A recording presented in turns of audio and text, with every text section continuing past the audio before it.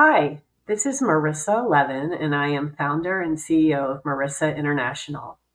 And on my episode for the Business Growth Architect Show, I shared and discussed the magic of growing older and better, and knowing that even when we hit midlife, as I go into my 57th year, I know that my best life is ahead of me, and that everything that I have experienced and all of the wisdom that I have accumulated up until this point has only equipped me to step into my highest purpose.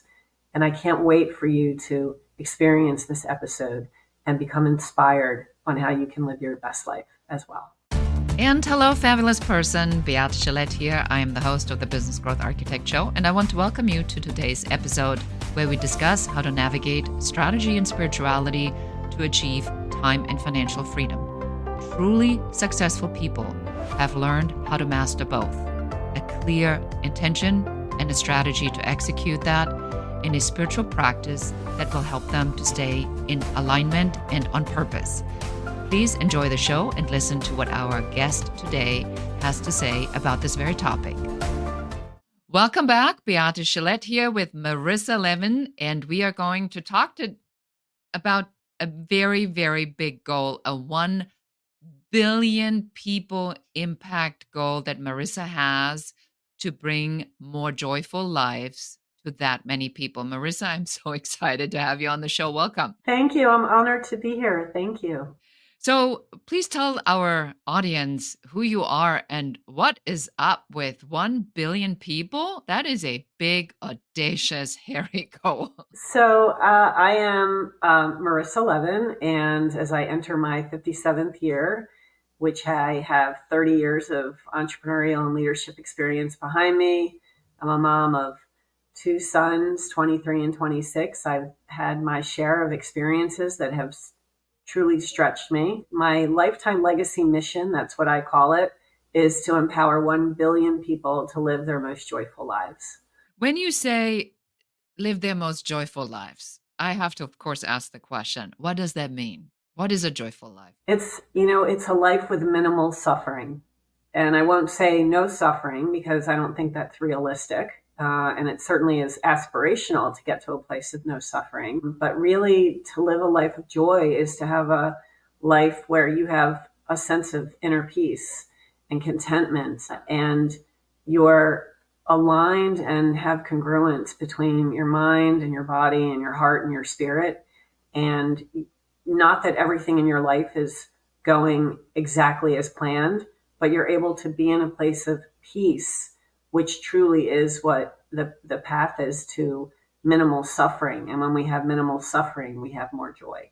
So it really is about finding the balance between suffering and joy. In anybody's book, you're a very successful businesswoman. And yet here we are, we talk about all these spiritual concepts. What does business strategy and spirituality have to do with each other in your world?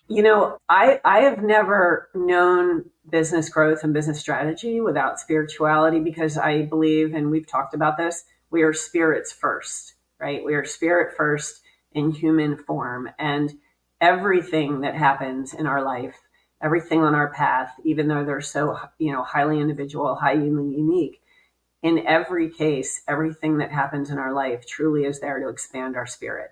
Like, that's the purpose. For some people, it takes the path of entrepreneurship and business ownership.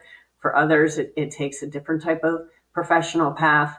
But for me, as an entrepreneur, as someone who is just always in a state of evolving and growing and changing, that is the definition of the spiritual path. It is about constant openness, constant evolution, conscious self-actualization, always in motion from a spiritual perspective. And for me, as a business owner, that's just how I've always looked at everything, right? I'm now launching I'm expanding my 5th business that I've launched over a year ago, that kind of has just coasted a little bit over the last year and a half as I've navigated some difficult personal things. But now I'm ready to fully expand and evolve that. And while I have a very clear business strategy and vision on how I'm going to do that, at the end of the day, this really is all about my spiritual evolution at its core. as everything else is in our life. When I say to you the word, have you been activated to do this? What would you answer? Have I been activated to do this? I think I came into the world like this. I don't know if I've been activated as in like recently activated. I think me coming into this world, we all come into this world with a purpose. I think a lot of my purpose really centers around helping others fulfill their potential, step into their higher purpose, create connection, community. That really has kind of always been who I am at my core ever since even I was a little girl. I was just one of those people that always was bringing others together. And now, with 30 years of entrepreneurial experience and wisdom and lessons learned under my belt, I'm able to take all of my experiences and package them in such a way, I think, knowing how to partner with the right people and the right expertise to make the biggest global impact I've ever made. Honestly, like that's really what excites me. One of the things that I love about you, Marissa, is that we had very early on a conversation about age. And I don't think it's being talked about a lot. I am going to be 60 this year. Are we ever ready to retire? Are you ever ready to retire? And is that a concept that you think, what do you think about the concept? Let me just ask that question. I don't think I'm ever going to retire. I think lots of people kind of look at me and wonder where I get my energy, or don't I ever want to slow down? And I sold my last company a year and a half ago. It was July of 2022 that we sold it. And I may say it was a great exit, right? If I remember this all correctly, it was a phenomenal exit. Yeah, it was. It was a meaningful exit. It's not that it was like a highly, highly lucrative exit where I never have to work again.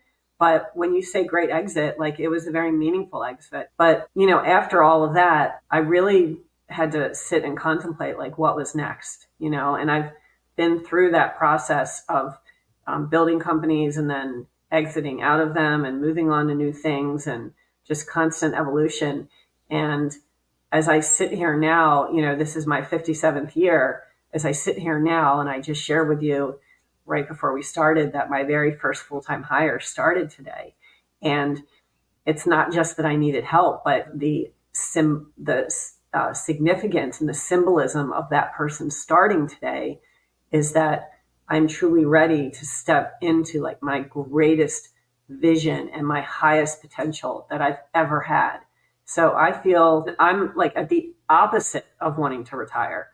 I feel like everything that's occurred for me and that I've experienced in the last 30 years of business has prepared me for this point when I am finally ready to be my greatest self and have my greatest impact. Where do you get that kind of confidence from? Because a lot of people struggle with the confidence, right?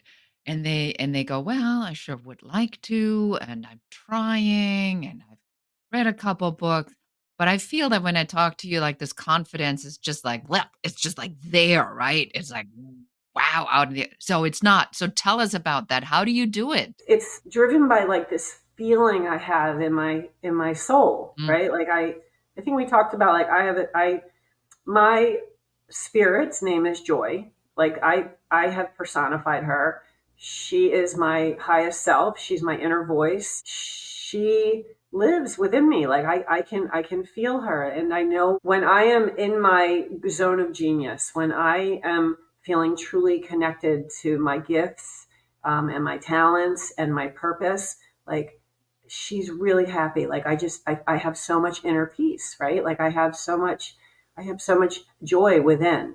And it's not a matter of whether or not I have confidence, because really that's kind of like an egocentric thing, right? Like our confidence really is connected to ego, where our purpose is connected to our spirit, right? And so for me, I'm driven by a desire to help others, to elevate others, to lift others. And a lot of that is just because of what my own personal experience has been, right? What my own human existence has been. And it's been challenging. Like I've had a lot of challenges in my life. I mean, you don't get to almost 60 and not have had challenges. And what we do with those challenges, some people, want to not even look at those challenges. Some people want to deny those challenges. Some people end up being bitter rather than better, right? What I've done with all of my challenges is I really have looked at them as learning tools, right? And one of my most important teachers is Ram Dass. I mean, we've talked about the spiritual path. I have a very deep spiritual path. And one of my most important teachers is Ram Dass. He talks about that we don't invite suffering in for ourselves or for others.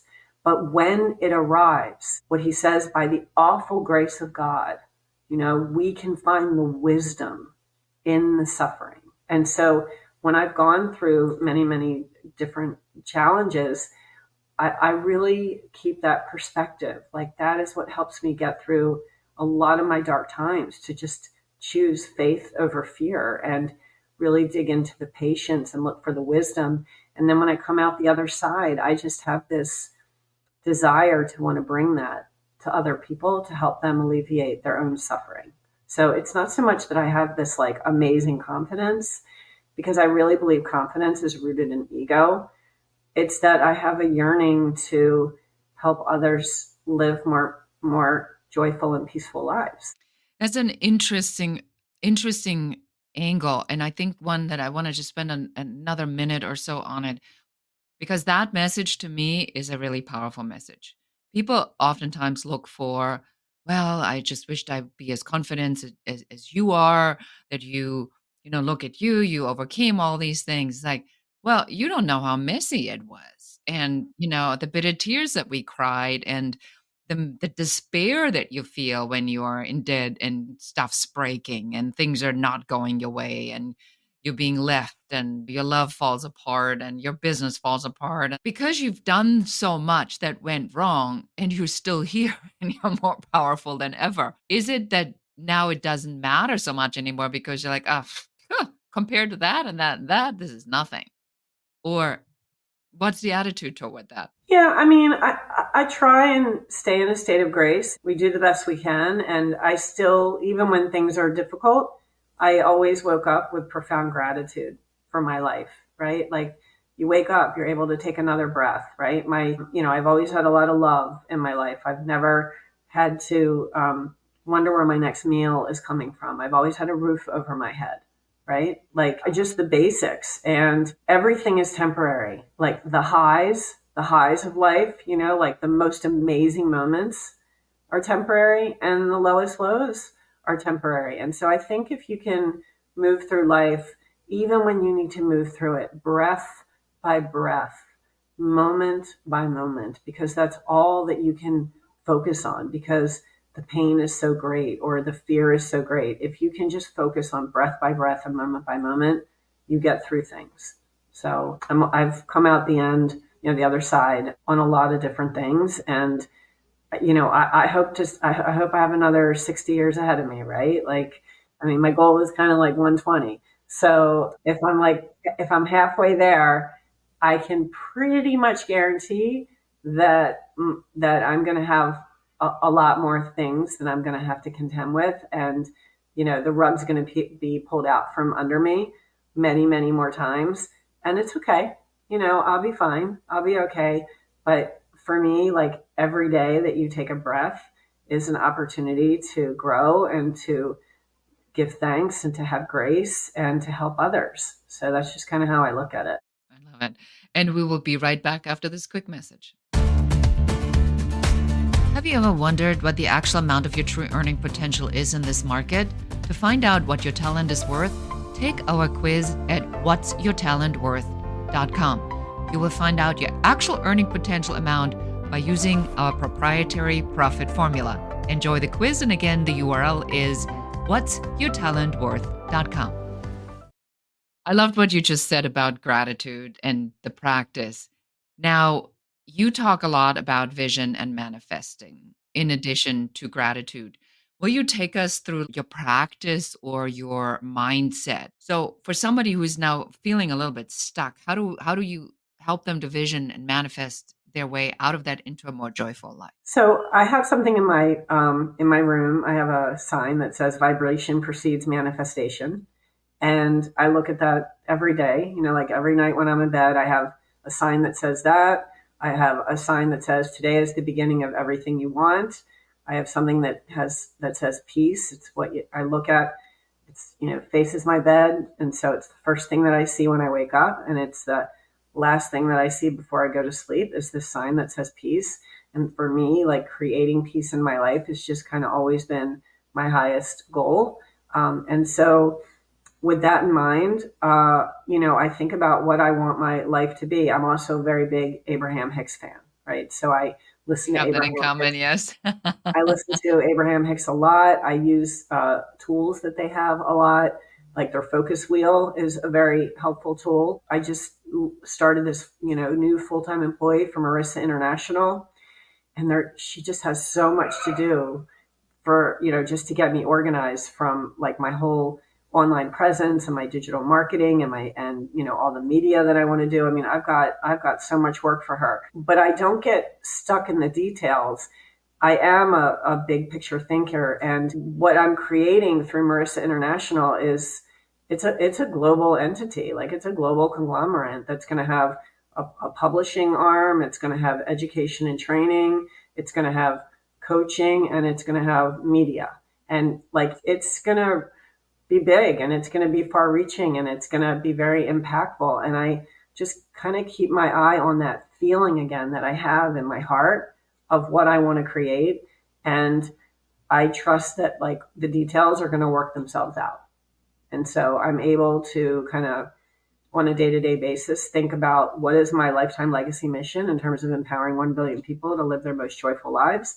And I keep my eyes focused on that. Didn't Louise Hay from Hay House start a publishing company or empire and not until 60 or something? Yeah. I think I remember that story where she was, because people are always surprised that there are a lot of great ideas that are born at the later part of our journey. So I love that. It's a really, really big vision. Let's talk about strategy. So we talked a lot about spirituality and sort of how you get into mindset with your gratitude practice, with visioning, with having ideas about the vibration supersedes, you know, everything else because it's right. The feeling is everything. I don't want to say I struggle with it, but I think it's an everyday practice to say, what is my vibration right now? And how do I vibrate on all of Oh, this? for sure. Yeah, definitely. And to remember, Deepak Chopra has a great quote about vibration, that it helps to remember that everyone operates at their own level of consciousness, right? So you're going to have many people around you throughout your life, throughout your day, that operate a much lower level of consciousness in terms of being in that place of fear and scarcity and lack. And we can empathize with them, or I can say we can have compassion for them, but we don't have to meet them where they are, right? In fact, if we want to help elevate them, we should not meet them where they are. So being aware of that, being mindful of the power of our own frequency, the power of our own vibration and our own energy, and making sure that we protect that in every moment is really important. And sometimes that means that we say no to people, and we have to disappoint people if things don't feel good to us. Very difficult if it's family members. Yeah, it is. I just coached a client this past week about that, who has siblings that are running a business, and the business is not doing well, and they want to bring her in to help fix that business. She already has a business, and she's got a lot on her plate, and she doesn't want to disappoint her family members. And, I coached her, and, I said, this is not your problem to fix. Like, yes, you might be the older sibling, but this is not your problem to fix. Like, they are adults, and they've got their own business challenges, but you have your own business challenges, and you have your life, and you have to be able to protect your own energy.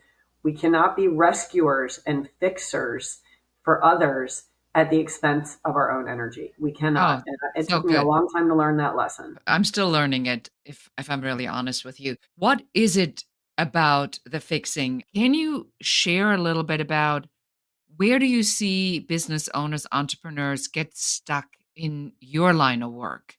And then how do you lay out the strategy for them to get out, obviously with your conceptual and spiritual principles or the joyful principles, but how do you help them to figure out what is the strategy for me to get out of it? So, lots of things can derail a business and can derail a strategy. They can be internal within the company. They can be cultural.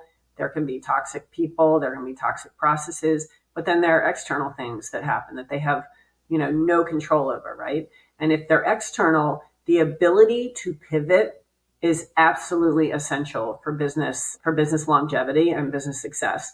If you drink too much of your own Kool-Aid, if you think that your products and your solutions are so good that no matter what, they're always going to be needed in the marketplace, you're going to go out of business, because what keeps a company in business is the ability to stay relevant. Okay. So if there are external changes, like, you look at what happened with the pandemic, there were so many businesses that never would have thought that they should or could adopt an online model. And those that realized that the only way they were going to survive was to create an online model, they're the ones that actually flourished, not just survived. And the ones who resisted the online format, they went out of business. So you need to be able to pivot and evolve with what's going on around you, or else you will become obsolete. So that's the answer. If like there are external changes. Internally, there are lots of things that can derail a strategy. I mean, sometimes people get complacent, they get stuck. You have too many egos at the table. You've got, one leader or, one team member that is disengaged or, is toxic, and it takes one spoiled apple to ruin the whole bunch, right? We're only as strong as our weakest link. And so it's what I coach my clients about is the need to be process centric and not hero centric.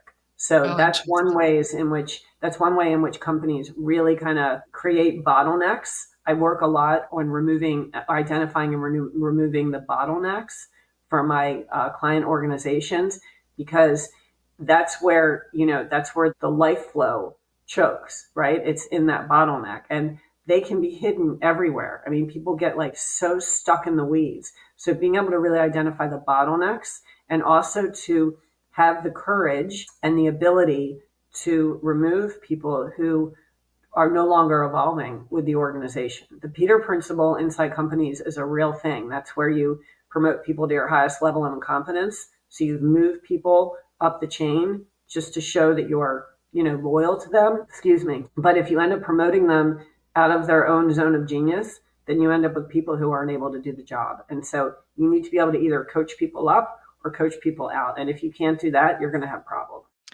I like this a lot. So what I've heard is that in the strategic aspect of the way you help your clients is that you look where what is and who does what, which are the really the two most important things anyway. Why do get people caught up in this perception of loyalty to people that show up to work? Do you think this concept of just showing up and being rewarded of that is a problem in the work culture in our own lives? Where are we with this? Yeah, I mean, I've never believed in like giving kids a trophy just for showing up on the team.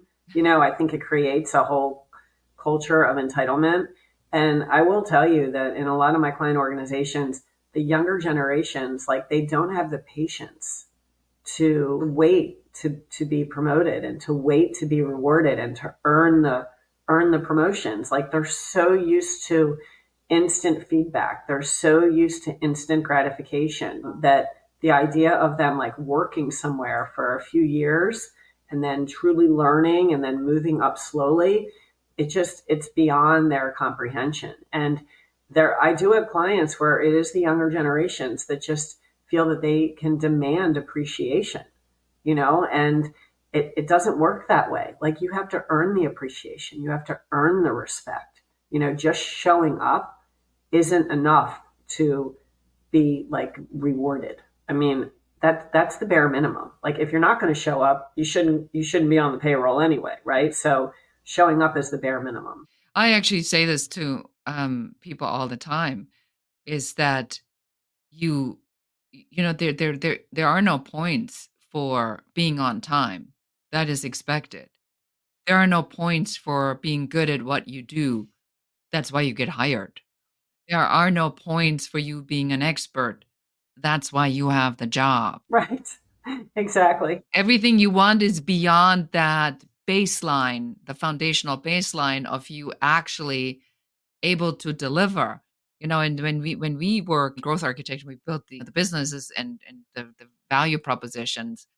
And then they say, well, I'm a good person and I show up on time and I know my stuff. I'm like, that should be the expectation I have if you walk onto my site and or into my office, because if you don't, you really should not be in business. Do you think that COVID has something to do with that? Because in COVID, they couldn't find enough people, so they just threw a whole bunch of bodies just to secure the talent because they were so worried as everybody else was shopping. It was kind of like a nutcase scenario, in my opinion. And to no surprise, all these people that got these cushiony jobs with all these great benefits were the first ones to be laid off. Right, right. Yeah. Well, I think COVID, I mean, that disrupted just the global psyche in ways that, no one ever predicted. I mean, everything was fear based, right? Everything, and when things are fear based, we revert back to survival mode. We revert back to feeling like we need to take care of ourselves first.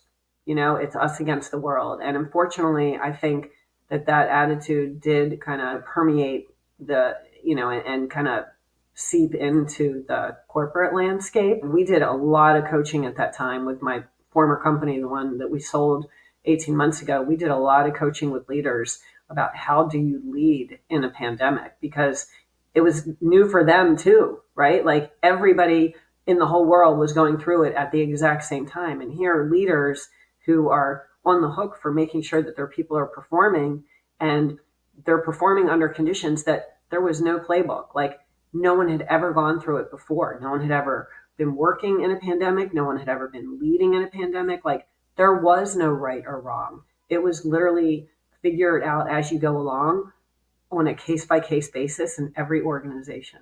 It was rough. Yeah, I mean, I think COVID disrupted work and workflow in ways that will never get back to what they were pre pandemic level. Yeah, and maybe in a good way too. I will say that I look at the generation, my daughter and her husband, and the desire to have a life now and not postpone life until you're 65 to get an RV and then, die of a heart attack at 70. I think there's a lot to be said about the quality of a younger generation to look at people that came before them and say, that is not desirable. And frankly, having been of this generation where it was just like first the work and then you get to enjoy yourself, not once have I heard growing up, have a good time or feel good. It was always about, did you get your work done? So I do think that the balance is important. Somebody said something really interesting the other day that I read, and it was, yeah, like places where you didn't get to talk about your feelings. And it made me think,